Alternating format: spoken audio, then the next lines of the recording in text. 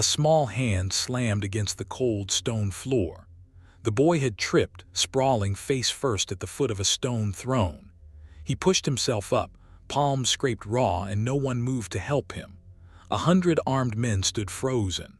Every eye in that hall snapped to the child. A growl rolled through the crowd, low and dangerous. An old wolfhound broke from the shadows and threw itself between the boy and the throne, teeth bared at its own master. The great alpha rose to his feet, one hand gripping the armrest so hard the wood cracked.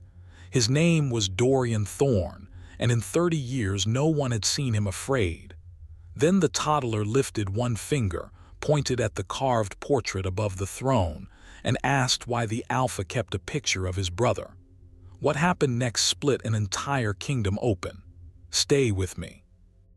Now let me take you back a few hours, because to understand why a grown king went pale at the words of a 3-year-old, you have to understand the woman who scrubbed his floors. Her name was Elspeth Vane, and every morning she was awake before the mountain was. She lit the kitchen fires in the dark. She hauled water. She scrubbed the long stone corridors of Ravenhollow on her hands and knees, one flagstone at a time, and she never once lifted her eyes to meet a man of rank. That was the rule for the help. You kept your head down, you did your work, you disappeared into the walls, and Elspeth was very, very good at disappearing.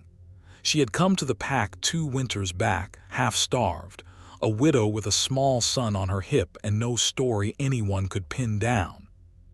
She said her mate had died in the Eastern Territories. She said she had no family left. She said she only wanted a warm corner and honest work. And because the pack always needed hands willing to do the ugly jobs, the housekeeper took her in without asking too many questions. Here's the thing. Elspeth was not what she seemed, not even close, but nobody looked hard enough to notice. That was the whole point. Her boy was named Milo.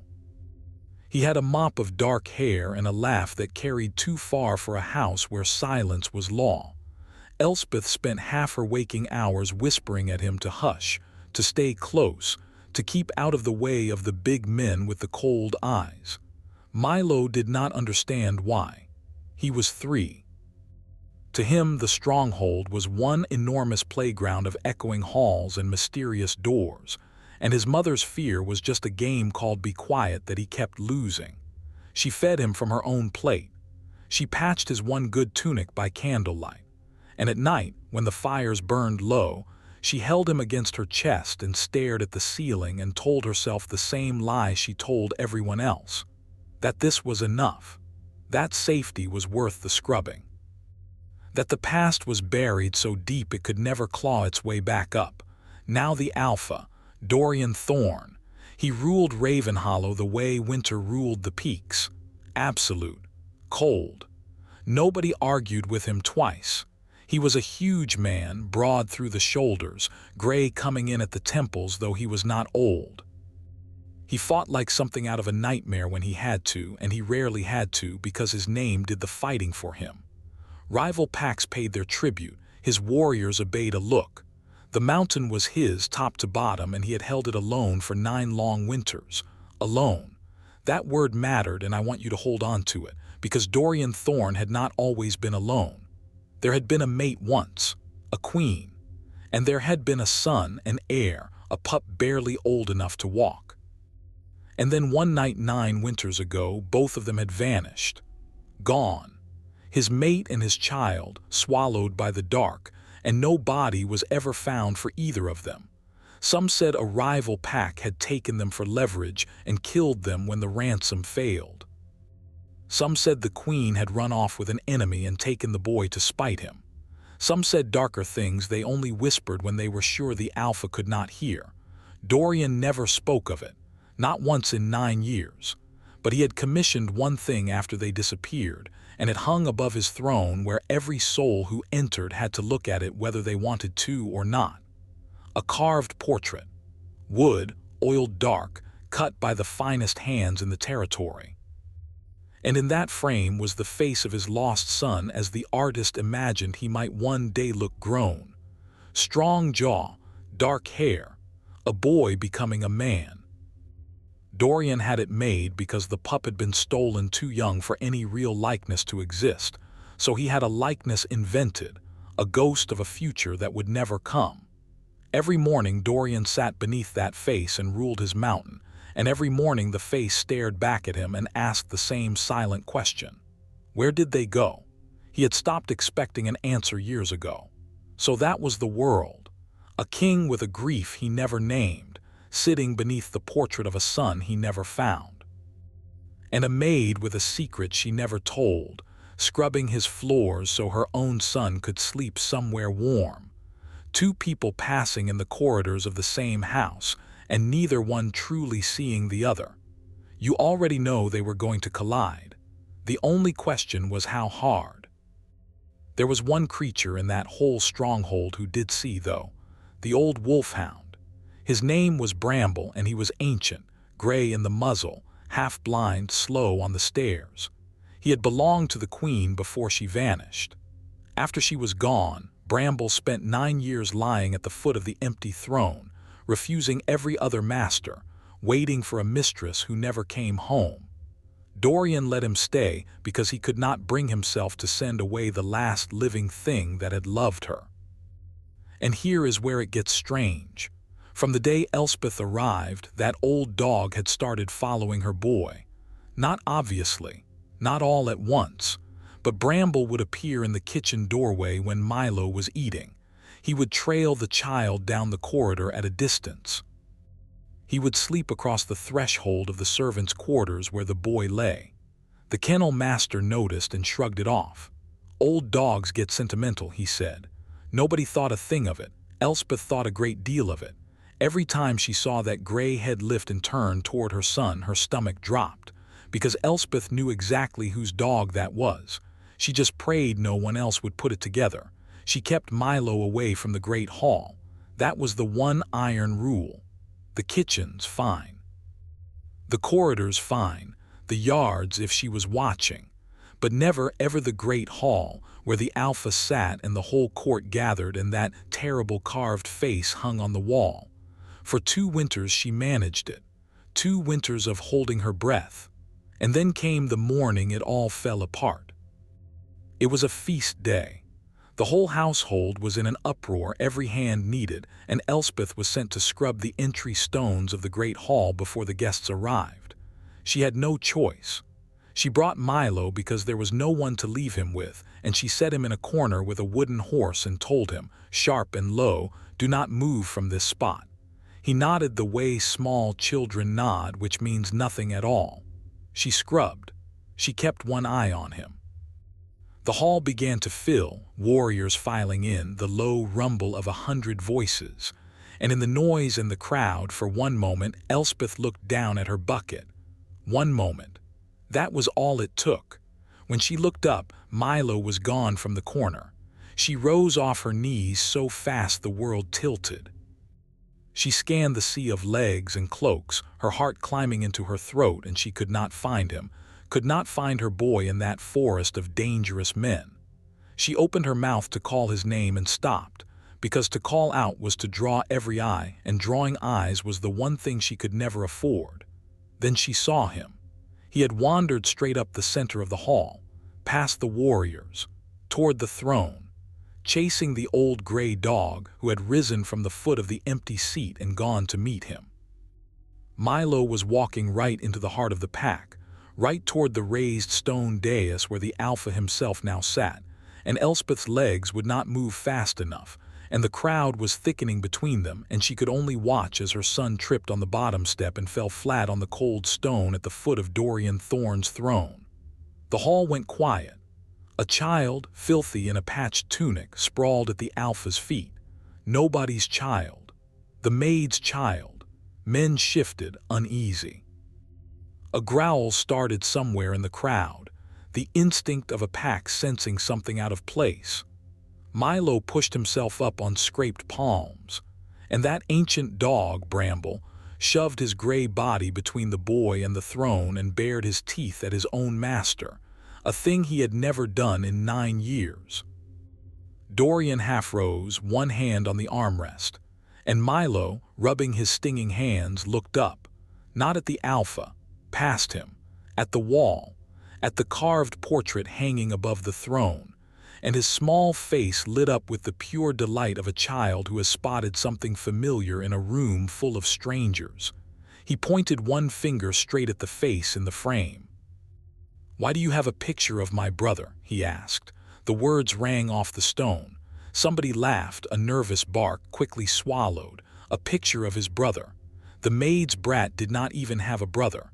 Everyone knew the widow had only the one son. But Dorian Thorne did not laugh. Dorian Thorne went white. I mean, the blood left his face like water leaving a broken cup. His hand came off the armrest and gripped the edge of the throne itself. He stared down at that small, dark-haired boy, and then up at the carved face on the wall, and then back down, and something in his chest cracked so loud you could almost hear it. Because here was the thing no one else in that hall could know. That portrait was not a picture of anyone's brother. It was a picture of Dorian's lost son. And a child who called it my brother was a child who had seen that face somewhere else. In the flesh. Every day, growing up beside him, you know how sometimes your whole life turns on a single sentence out of a child's mouth. This was that moment for a king, and he had a hall full of witnesses. He came down off the dais slowly, one step at a time, this enormous man moving toward one tiny boy. The crowd held its breath. Bramble growled low, still shielding the child, and Dorian stopped and looked at the dog, and something passed over his face that no one had words for. "Say that again," Dorian said. His voice was rough. "The picture, whose picture is it?" Milo, unafraid because he was 3 and did not know enough to be afraid, said it plainly. "That's my brother. Mama has him. His name is Kestrel." Kestrel. The name landed in that hall like a stone through ice, because only a handful of living souls knew that name. The queen had chosen it in secret before the naming ceremony, before the child was ever presented to the pack. It had never been spoken publicly.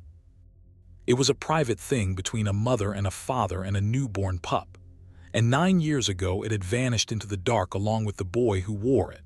Dorian's head came up, slowly, and for the first time he really looked past the boy, out into the crowd, searching for the mother, searching for the maid he had passed 100 times and never once seen. And at the back of the hall, frozen beside a bucket of gray water, was Elspeth Vane. Their eyes met across the whole length of that room. And Dorian Thorne, who had not smelled his mate's scent in 9 winters, breathed in, and went paler still. Because now that he was looking, now that he was truly looking, there was something buried under the wood smoke and the lie and the 2 years of scrubbing floors. Something at the very bottom of that woman's scent that he had smelled every night for years in a bed that was now empty. A scent he had grieved. A scent he thought he would never find again in this life. He whispered a name, not Elspeth, a different name. The name of a queen. If you're still here, if this story has its hooks in you, do me one favor and hit that subscribe button, because what comes next is the part nobody in that hall was ready for, and I don't want you to miss it. Elspeth ran. Of course she ran. She dropped the bucket and she snatched the moment of shocked silence, and she bolted for the side door, because everything she had built out of 2 years of silence was collapsing in real time, and every instinct in her screamed, "Get the boy and disappear." But Milo was up on the dais, and Milo was not with her, and a mother does not leave without her child. So she got 3 steps and then she stopped, and she turned, and she stood there shaking in front of the entire court, caught between her son and the door and the towering man now coming down the length of the hall toward her. "Seize her," said a voice, not Dorian's voice. The voice belonged to a lean, silver-haired man in fine dark clothes who had risen from the seats nearest the throne. This was Verk, the Alpha's own brother, war captain of Ravenhollow, second only to Dorian himself. And here is a detail you want to file away. Verk had been the one leading the search parties 9 winters ago. Verk had been the one who came back each time with nothing. Verk had been the one who first suggested, gently over many months, that the queen had run off with an enemy and that the alpha should let the dead stay dead. "She's a spy," Verk said now, loud, fast, stepping between Dorian and the woman. "A thief who stole a child and crawled in here under our roof. She's dangerous, brother. Let me take her below." And that word, spy, changed everything. Because up until that second, this had been one kind of story: a lost mother, a found son, a grief maybe ending.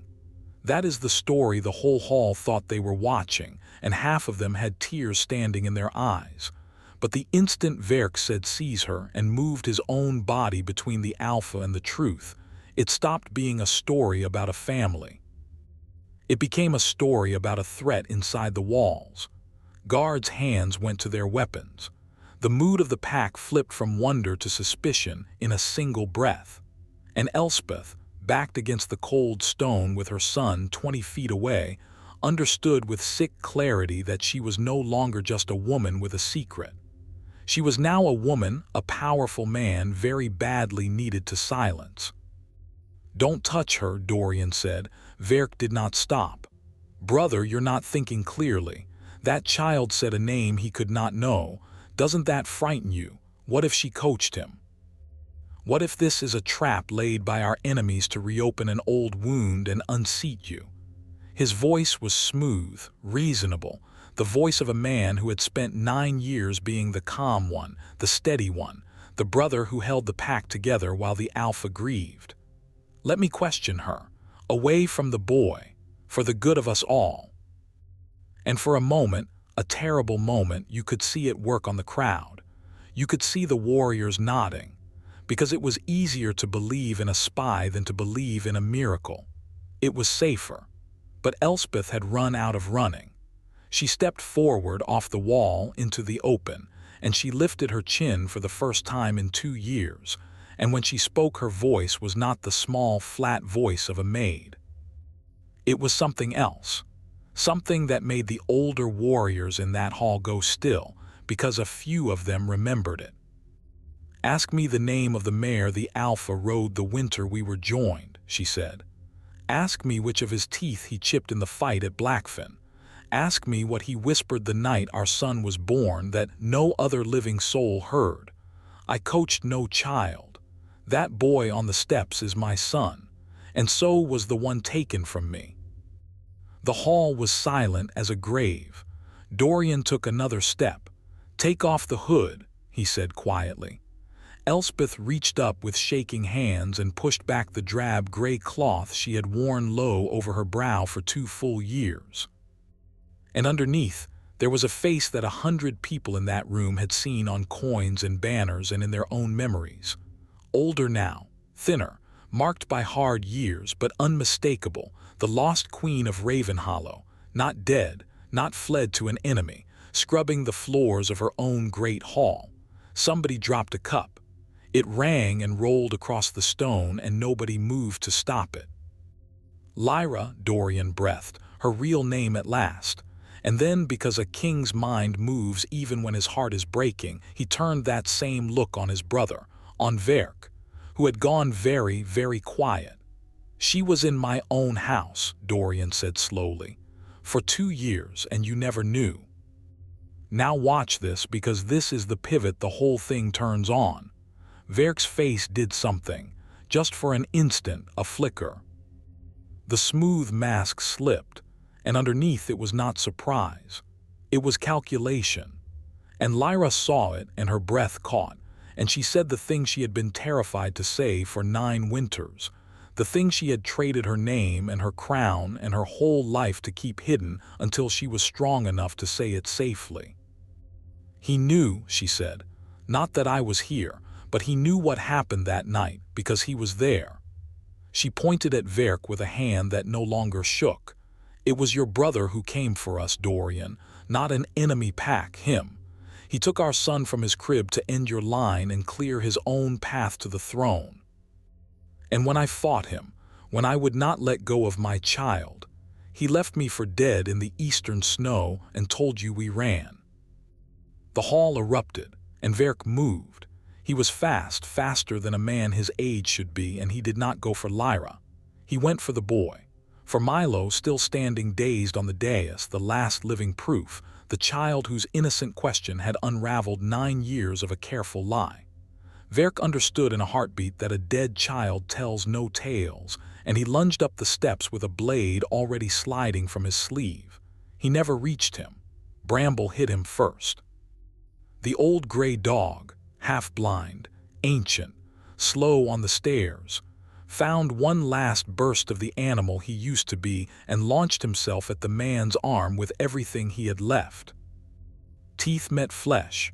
Verk howled and staggered, and in the half-second that bought, Dorian Thorne crossed the entire length of the great hall. I want you to see this clearly, because this is the moment the whole story was built toward. The Alpha did not roar. He did not summon his guards. He caught his brother by the throat with one hand at the top of the dais steps, lifted him clean off his feet, and held him there in front of the whole pack, in front of the carved portrait of the son he had thought was lost, in front of the wife he had thought was dead. And Verk clawed at that iron grip and choked out excuses. "Brother, brother, listen," and Dorian listened to none of it. "9 years," Dorian said. His voice was almost gentle, and that was the most frightening thing about it. "You sat at my right hand for 9 years. You watched me grieve at that empty throne. You told me to let the dead stay dead. And every single night you knew they were alive." "I did it for the pack," Verk gasped. "You were weak, you were soft, she made you soft." "She made me whole," Dorian said. And then he looked out at the hall, at the 100 warriors who had followed Verk's search parties, who had believed his lies, who had nodded along a few minutes ago when he called a queen a spy. "You all heard him," Dorian said. "You heard him admit it. This is the man who stole your heir. This is the man who tried to gut a child on these steps in front of you." He let that sink in. Then he turned to his war captains, the ones not named Verk. "Take him to the deep cells. He will answer to the whole pack at the full moon, and if any man here still doubts what he just heard with his own ears, he can stand beside Verk and share his cell." No one moved to defend him. That is how loyalty works when the truth comes out. The men who had followed Verk for years found, all at once, that they had never really followed him at all. They had followed the idea that the Alpha's line was broken and someone had to hold things together. And that idea was standing on the steps now with tears on his face, holding a small boy against his chest. Because that is where Milo was. The instant his hands were free of his brother's throat, Dorian had turned and swept the child up, and Milo, who did not understand any of it, wrapped his small arms around the neck of the biggest, scariest man in the mountain and held on. And Dorian Thorne, king of Ravenhollow, who had not wept in 9 winters, wept. They took Verk away. The hall emptied on Dorian's order until there were only 3 people and 1 old dog left beneath the portrait. A king. A queen. And their 2 sons, one held in his father's arms and one still hanging in a carved frame on the wall. The boy Dorian had invented out of grief, who turned out to look almost exactly like the man his real son would someday become. Lyra stood a little apart, unsure, still half a servant in her own mind, 2 years of scrubbing floors not so easily shed. "I couldn't come to you," she said. "I didn't know who I could trust. He had men everywhere. I got our son out of the eastern territories with a peddler family, and I raised him poor and hidden and safe, and I waited. I waited until he was old enough to travel, and then I brought him here, to the one place his uncle would never think to look, right under your roof. And I got a job scrubbing your floors, and I watched, and I waited for the day I could be sure. I'm sorry. I'm so sorry it took 2 years. I was afraid every single hour." "His name is Milo?" Dorian asked, looking at the boy in his arms. "That was the name I gave him to hide him," Lyra said softly. His true name, the one we chose, the one I whispered to him every night so he would never forget who he was." She smiled, and it broke and healed something all at once. "He remembers it.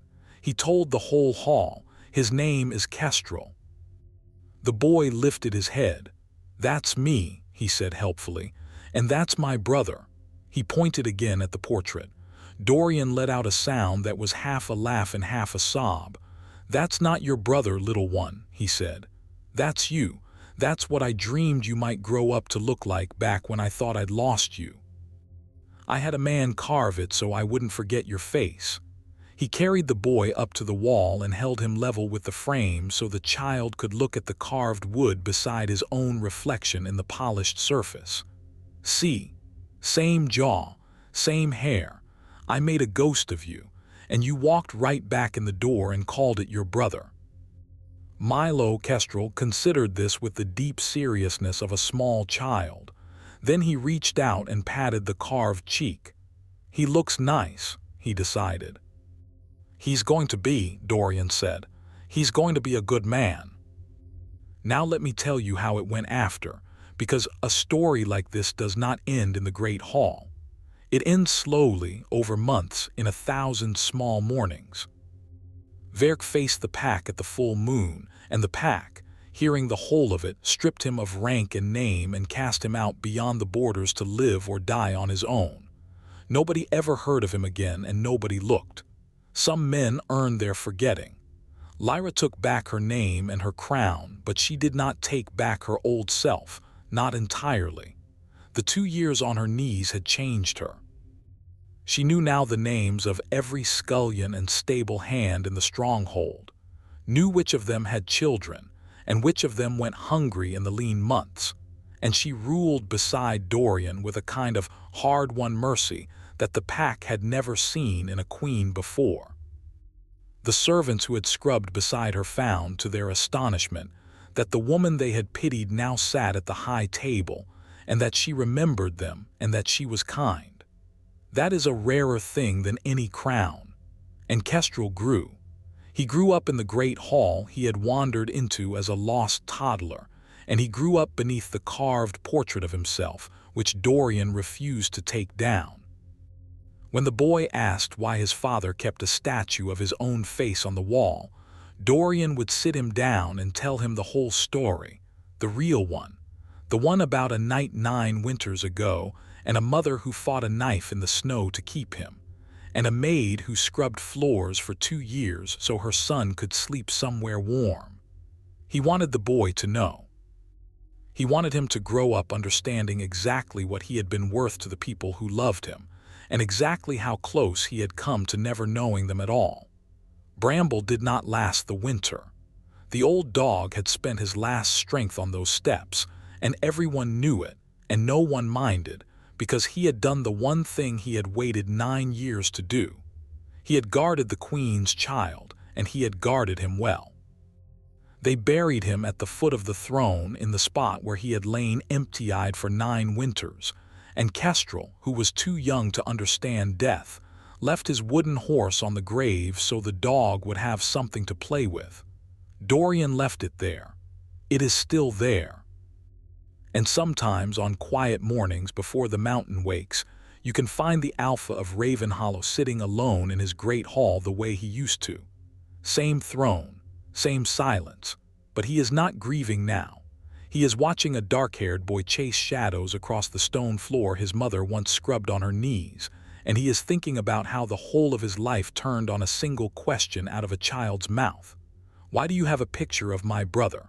4 winters of silence, 2 years of scrubbing, 9 years of grief, and it all came undone in the time it took a 3-year-old to point at a wall. That is the thing about the truth. You can bury it deep. You can hide it under a servant's hood and 2 years of ash and lie. You can convince a whole kingdom that the dead should stay dead. But the truth has a way of walking right up the center of the hall in a patched little tunic, tripping on the bottom step, and asking the one question nobody was ready to answer. And when it does, the walls come down. Every time.